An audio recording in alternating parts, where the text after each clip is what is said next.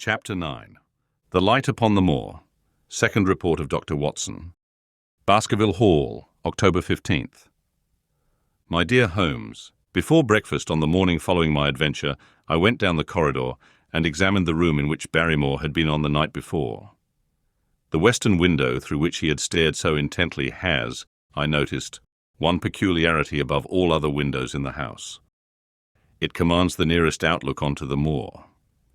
There is an opening between two trees which enables one from this point of view to look right down upon it, while from all the other windows it is only a distant glimpse which can be obtained. It follows, therefore, that Barrymore, since only this window would serve the purpose, must have been looking out for something or somebody upon the moor. The night was very dark, so that I can hardly imagine how he could have hoped to see anyone. It had struck me that it was possible that some love intrigue was on foot. That would have accounted for his stealthy movements, and also for the uneasiness of his wife.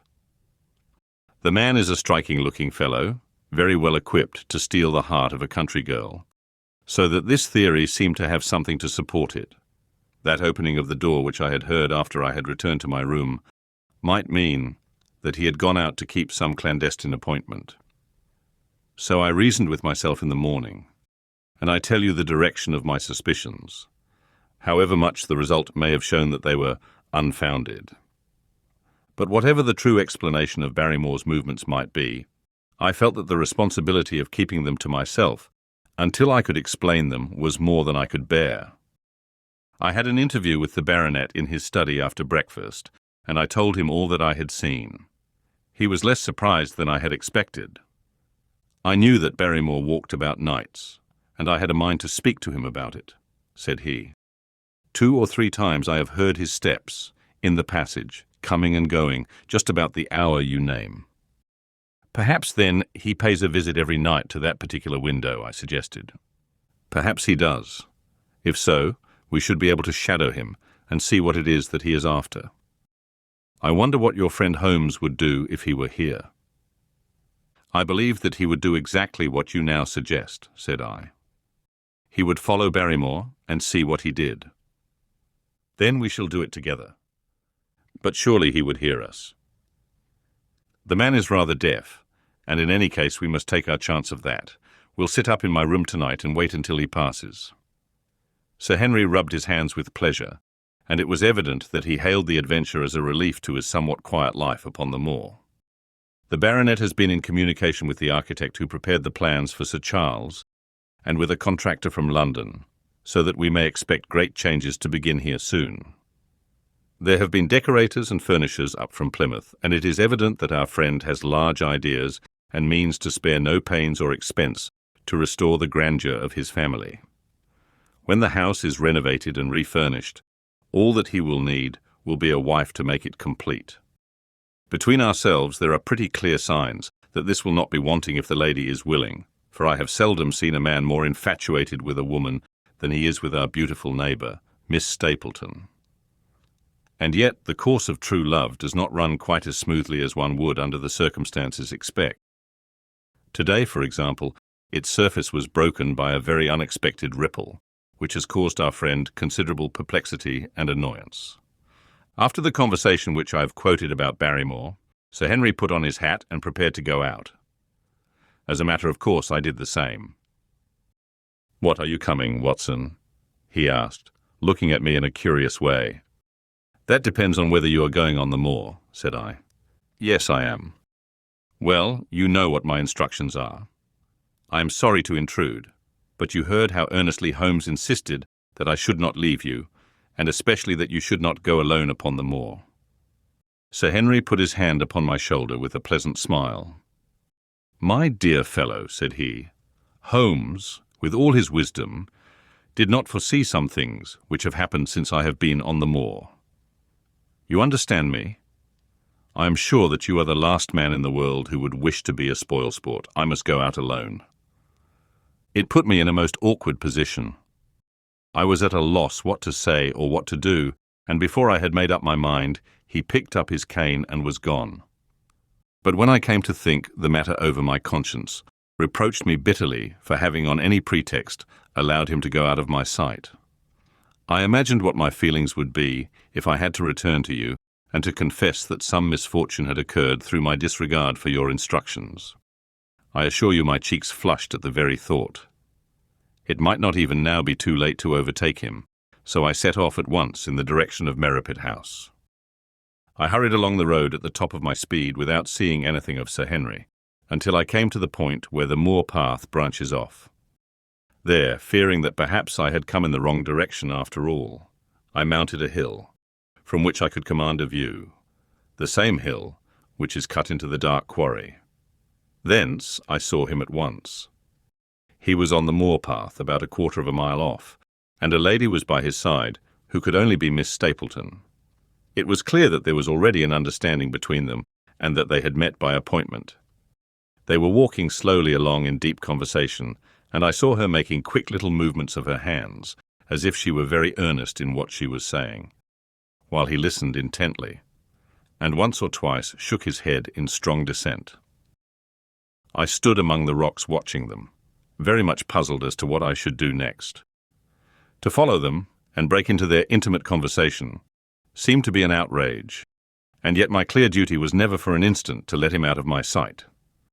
To act, the spy upon a friend, was a hateful task. Still, I could see no better course than to observe him from the hill, and to clear my conscience by confessing to him afterwards what I had done. It is true that if any sudden danger had threatened him, I was too far away to be of use, and yet I am sure that you will agree with me that the position was very difficult, and that there was nothing more which I could do. Our friend Sir Henry and the lady had halted on the path and were standing deeply absorbed in their conversation, when I was suddenly aware that I was not the only witness of their interview. A wisp of green floating in the air caught my eye, and another glance showed me that it was carried on a stick by a man who was moving among the broken ground. It was Stapleton with his butterfly net. He was very much closer to the pair than I was, and he appeared to be moving in their direction. At this instant Sir Henry suddenly drew Miss Stapleton to his side. His arm was round her, but it seemed to me that she was straining away from him with her face averted. He stooped his head to hers, and she raised one hand as if in protest. Next moment I saw them spring apart and turn hurriedly round. Stapleton was the cause of the interruption. He was running wildly towards them, his absurd net dangling behind him. He gesticulated and almost danced with excitement in front of the lovers. What the scene meant I could not imagine, but it seemed to me that Stapleton was abusing Sir Henry, who offered explanations, which became more angry as the other refused to accept them. The lady stood by in haughty silence. Finally Stapleton turned upon his heel and beckoned in a peremptory way to his sister, who, after an irresolute glance at Sir Henry, walked off by the side of her brother. The naturalist's angry gestures showed that the lady was included in his displeasure. The baronet stood for a minute looking after them, and then he walked slowly back the way that he had come, his head hanging, the very picture of dejection. What all this meant I could not imagine, but I was deeply ashamed to have witnessed so intimate a scene without my friend's knowledge. I ran down the hill, therefore, and met the baronet at the bottom. His face was flushed with anger, and his brows were wrinkled, like one who is at his wits' ends. What to do? "Halloa, Watson, where have you dropped from?" said he. "You don't mean to say that you came after me in spite of all?" I explained everything to him, how I had found it impossible to remain behind, how I had followed him, and how I had witnessed all that had occurred. For an instant his eyes blazed at me, but my frankness disarmed his anger, and he broke at last into a rather rueful laugh. "You would have thought the middle of that prairie a fairly safe place for a man to be private," said he. "But by thunder, the whole countryside seems to have been out to see me do my wooing, and a mighty poor wooing at that. Where had you engaged a seat?" "I was on that hill."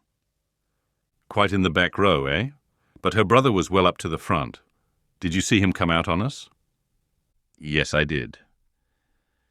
"Did he ever strike you as being crazy, this brother of hers?" "I can't say that he ever did." "I dare say not. I always thought him sane enough until today, but you can take it from me that either he or I ought to be in a straitjacket. What's the matter with me, anyhow? You've lived near me for some weeks, Watson. Tell me straight now.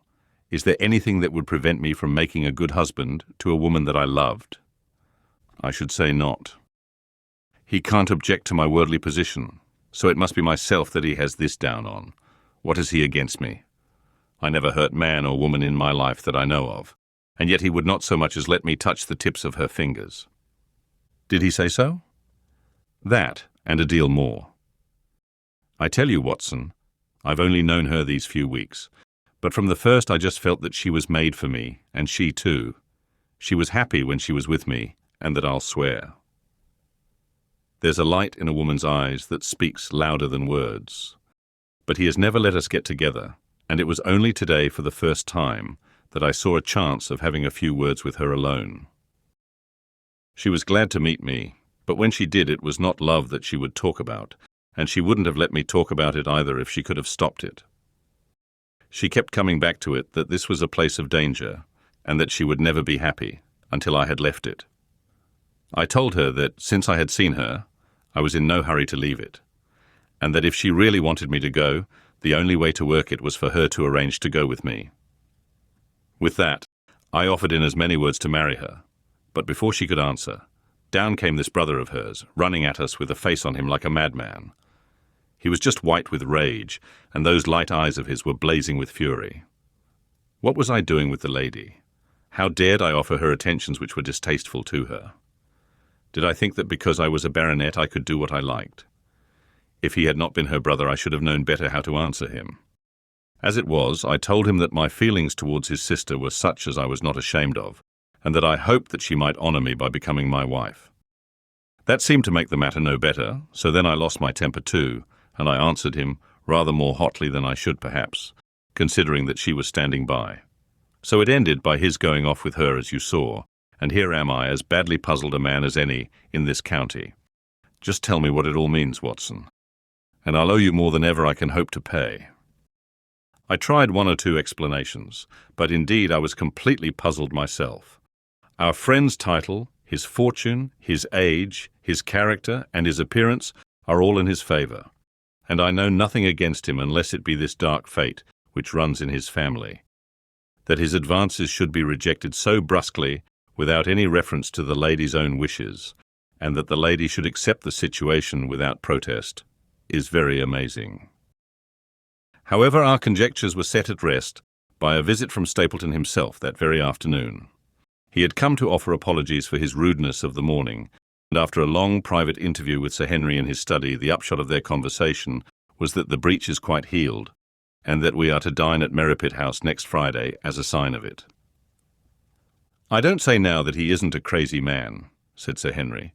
I can't forget the look in his eyes when he ran at me this morning, but I must allow that no man could make a more handsome apology than he has done. Did he give any explanation of his conduct? His sister is everything in his life, he says. That is natural enough, and I am glad that he should understand her value. They have always been together, and according to his account he has been a very lonely man with only her as a companion, so that the thought of losing her was really terrible to him. He had not understood, he said, that I was becoming attached to her, but when he saw with his own eyes that it was really so, and that she might be taken away from him, it gave him such a shock that for a time he was not responsible for what he said or did.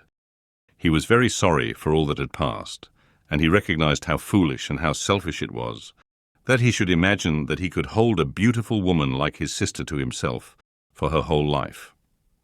If she had to leave him, he had rather it was to a neighbour like myself than to anyone else. But in any case it was a blow to him, and it would take him some time before he could prepare himself to meet it. He would withdraw all opposition upon his part if I would promise for 3 months to let the matter rest, and to be content with cultivating the lady's friendship during that time without claiming her love. This I promised, and so the matter rests. So there is one of our small mysteries cleared up. It is something to have touched bottom anywhere in this bog in which we are floundering. We know now why Stapleton looked with disfavour upon his sister's suitor, even when that suitor was so eligible a one as Sir Henry. And now I pass on to another thread which I have extricated out of the tangled skein, the mystery of the sobs in the night, of the tear-stained face of Mrs. Barrymore, of the secret journey of the butler to the western lattice window. Congratulate me, my dear Holmes, and tell me that I have not disappointed you as an agent, that you do not regret the confidence which you showed in me when you sent me down. All these things have by one night's work been thoroughly cleared. I have said by one night's work, but in truth, it was by 2 nights' work, for on the first we drew entirely blank. I sat up with Sir Henry in his rooms until nearly 3 o'clock in the morning, but no sound of any sort did we hear except the chiming clock upon the stairs. It was a most melancholy vigil, and ended by each of us falling asleep in our chairs. Fortunately, we were not discouraged, and we determined to try again. The next night we lowered the lamp and sat smoking cigarettes, without making the least sound. It was incredible how slowly the hours crawled by, and yet we were helped through it by the same sort of patient interest which the hunter must feel as he watches the trap into which he hopes the game may wander. 1 struck, and 2, and we had almost for the second time given it up in despair, when in an instant we both sat bolt upright in our chairs, with all our weary senses keenly on the alert once more. We had heard the creak of a step in the passage. Very stealthily we heard it pass along until it died away in the distance. Then the baronet gently opened his door and we set out in pursuit. Already our man had gone round the gallery, and the corridor was all in darkness. Softly we stole along until we had come into the other wing. We were just in time to catch a glimpse of the tall black-bearded figure, his shoulders rounded as he tiptoed down the passage. Then he passed through the same door as before, and the light of the candle framed it in the darkness and shot one single yellow beam across the gloom of the corridor. We shuffled cautiously towards it, trying every plank before we dared to put our whole weight upon it. We had taken the precaution of leaving our boots behind us, but even so, the old boards snapped and creaked beneath our tread. Sometimes it seemed impossible that he should fail to hear our approach. However, the man is fortunately rather deaf, and he was entirely preoccupied in that which he was doing. When at last we reached the door and peeped through, we found him crouching at the window, candle in hand, his white, intent face pressed against the pane, exactly as I had seen him 2 nights before. We had arranged no plan of campaign, but the baronet is a man to whom the most direct way is always the most natural. He walked into the room, and as he did so, Barrymore sprang up from the window with a sharp hiss of his breath and stood, livid and trembling, before us. His dark eyes, glaring out of the white mask of his face, were full of horror and astonishment as he gazed from Sir Henry to me. "What are you doing here, Barrymore?" "Nothing, sir."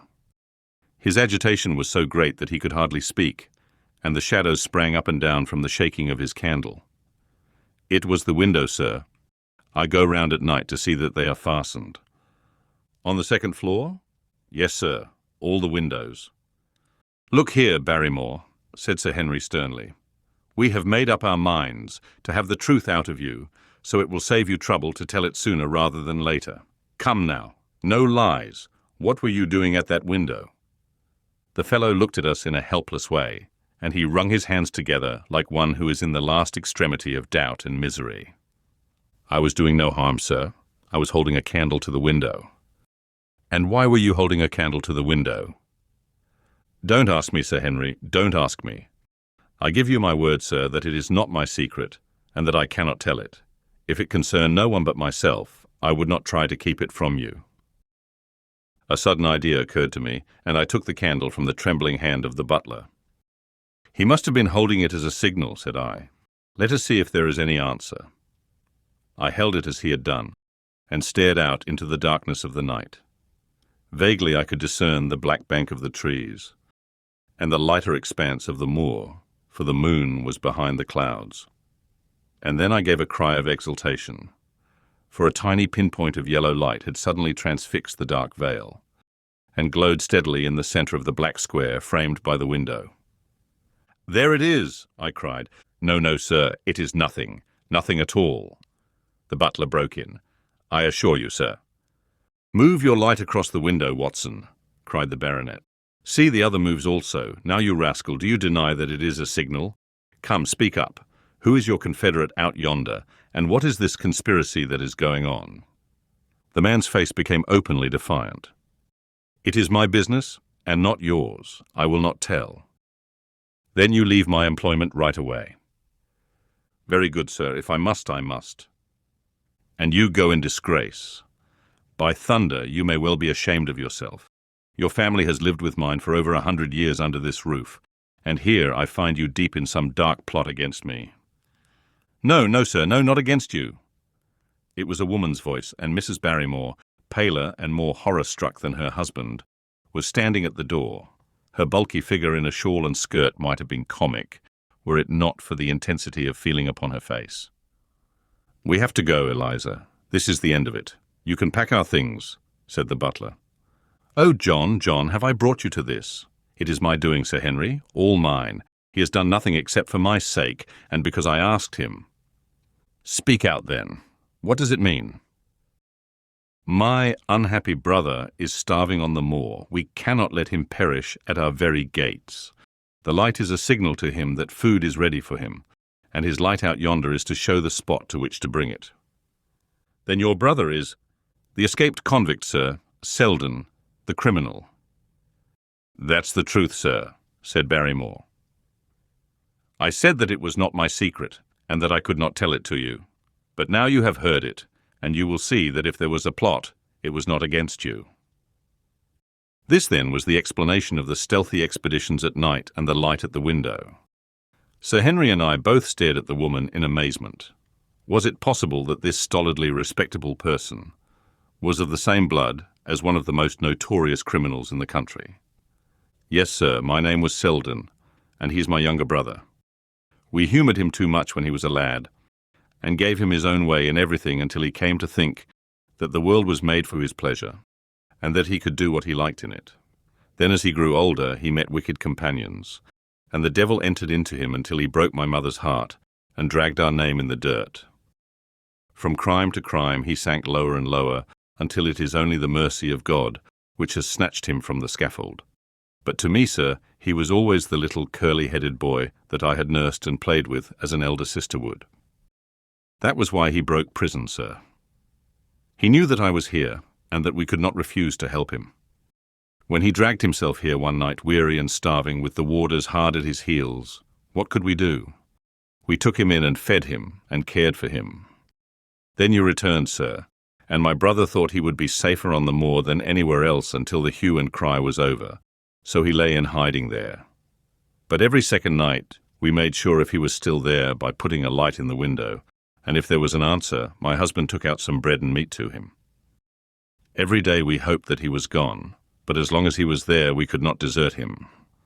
That is the whole truth, as I am an honest Christian woman, and you will see that if there is blame in the matter, it does not lie with my husband but with me, for whose sake he has done all that he has."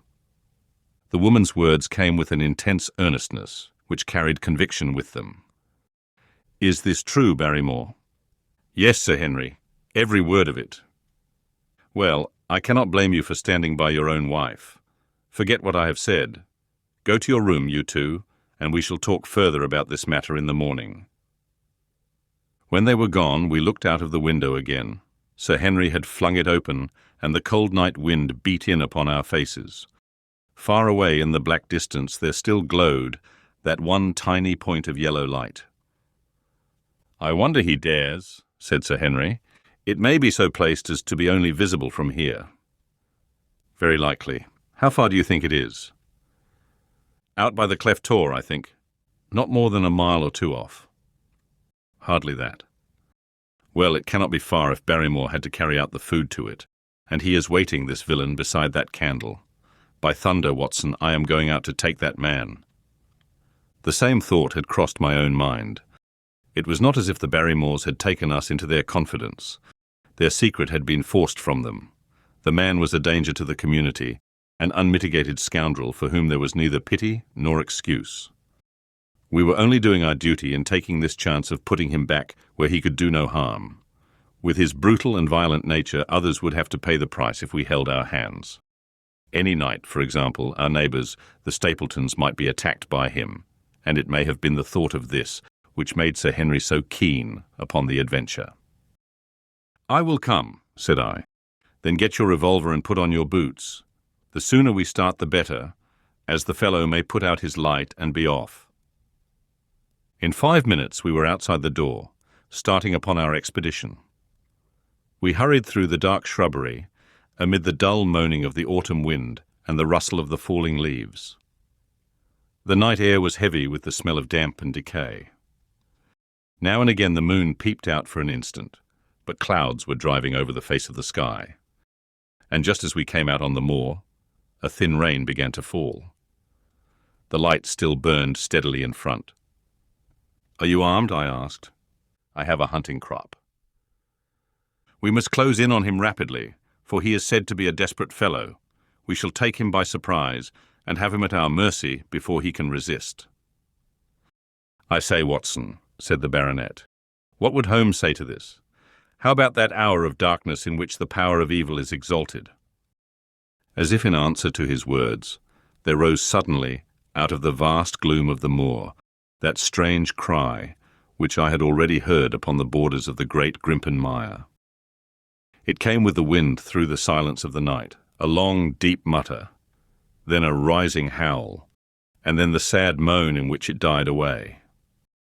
Again and again it sounded, the whole air throbbing with it, strident, wild, and menacing. The baronet caught my sleeve, and his face glimmered white through the darkness. "My God, what's that, Watson?" "I don't know. It's a sound they have on the moor. I heard it once before." It died away, and an absolute silence closed in upon us. We stood straining our ears, but nothing came. "Watson," said the baronet, "it was the cry of a hound." My blood ran cold in my veins, for there was a break in his voice which told of the sudden horror which had seized him. "What do they call this sound?" he asked. "Who?" "The folk on the countryside." "Oh, they are ignorant people. Why should you mind what they call it?" "Tell me, Watson, what do they say of it?" I hesitated, but could not escape the question. "They say it is the cry of the Hound of the Baskervilles." He groaned and was silent for a few moments. "A hound it was," he said at last, "but it seemed to come from miles away, over yonder, I think." It was hard to say whence it came. "It rose and fell with the wind. Isn't that the direction of the great Grimpen Mire?" "Yes, it is." "Well, it was up there. Come now, Watson, didn't you think yourself that it was the cry of a hound? I am not a child. You need not fear to speak the truth." "Stapleton was with me when I heard it last. He said that it might be the calling of a strange bird." "No, no, it was a hound. My God, can there be some truth in all these stories? Is it possible that I am really in danger from so dark a cause?" "You don't believe it, do you, Watson?" "No, no. And yet it was one thing to laugh about it in London, and it is another to stand out here in the darkness of the moor and to hear such a cry as that. And my uncle. There was the footprint of the hound beside him as he lay. It all fits together. I don't think that I am a coward, Watson, but that sound seemed to freeze my very blood. Feel my hand. It was as cold as a block of marble. "You'll be all right tomorrow." "I don't think I'll get that cry out of my head. What do you advise that we do now? Shall we turn back?" "No, by thunder. We have come out to get our man, and we will do it. We after the convict, and a hellhound, as likely as not, after us. Come on. We'll see it through if all the fiends of the pit were loose upon the moor." We stumbled slowly along in the darkness, with the black loom of the craggy hills around us, and the yellow speck of light burning steadily in front. There is nothing so deceptive as the distance of a light upon a pitch-dark night, and sometimes the glimmer seemed to be far away upon the horizon, and sometimes it might have been within a few yards of us. But at last we could see whence it came, and then we knew that we were indeed very close. A guttering candle was stuck in a crevice of the rocks which flanked it on each side so as to keep the wind from it, and also to prevent it from being visible, save in the direction of Baskerville Hall. A boulder of granite concealed our approach, and crouching behind it, we gazed over it at the signal light. It was strange to see this single candle burning there in the middle of the moor, with no sign of life near it, just the one straight yellow flame and the gleam of the rock on each side of it. "What shall we do now?" whispered Sir Henry. "Wait here. He must be near his light. Let us see if we can get a glimpse of him." The words were hardly out of my mouth when we both saw him.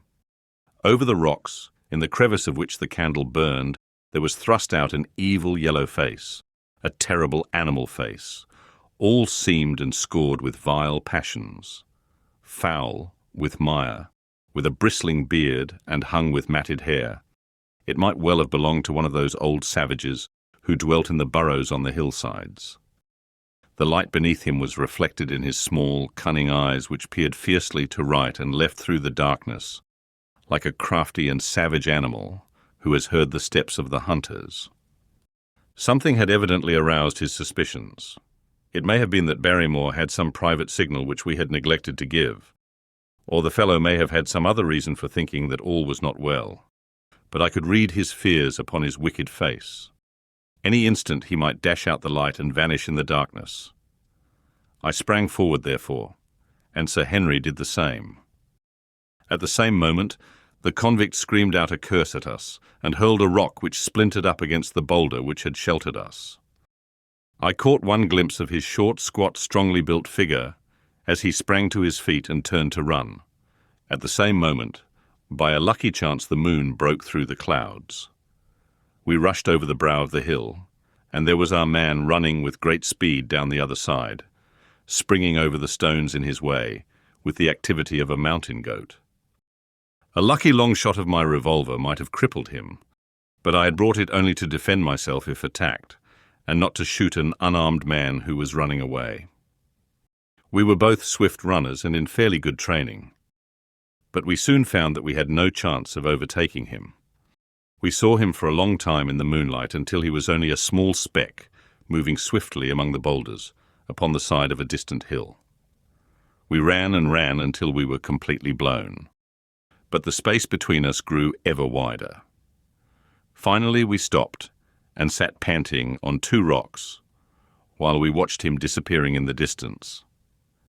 And it was at this moment that there occurred a most strange and unexpected thing.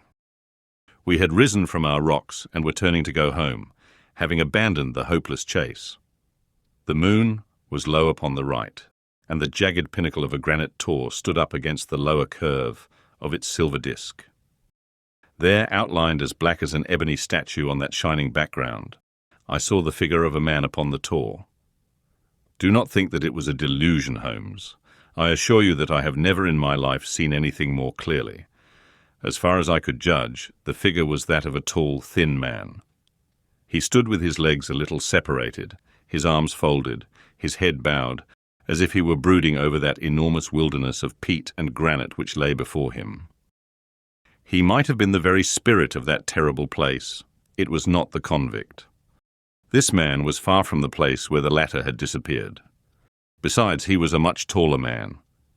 With a cry of surprise, I pointed him out to the baronet, but in the instant during which I had turned to grasp his arm, the man was gone. There was the sharp pinnacle of granite still cutting the lower edge of the moon, but its peak bore no trace of that silent and motionless figure. I wished to go in that direction and to search the tor, but it was some distance away. The baronet's nerves were still quivering from that cry, which recalled the dark story of his family, and he was not in the mood for fresh adventures. He had not seen this lonely man upon the tor, and could not feel the thrill which his strange presence and his commanding attitude had given to me. "A warder, no doubt," said he. "The Moor has been thick with them since this fellow escaped." Well, perhaps his explanation may be the right one, but I should like to have some further proof of it. Today we mean to communicate to the Princetown people where they should look for their missing man. But it is hard lines that we have not actually had the triumph of bringing him back as our own prisoner. Such are the adventures of last night, and you must acknowledge, my dear Holmes, that I have done you very well in the matter of a report. Much of what I tell you is no doubt quite irrelevant, but still I feel that it is best that I should let you have all the facts and leave you to select for yourself those which will be of most service to you in helping you to your conclusions. We are certainly making some progress. So far as the Barrymores go, we have found the motive of their actions, and that has cleared up the situation very much. But the Moor with its mysteries and its strange inhabitants, remains as inscrutable as ever. Perhaps in my next I may be able to throw some light upon this also. Best of all, would it be if you could come down to us. In any case, you will hear from me again in the course of the next few days.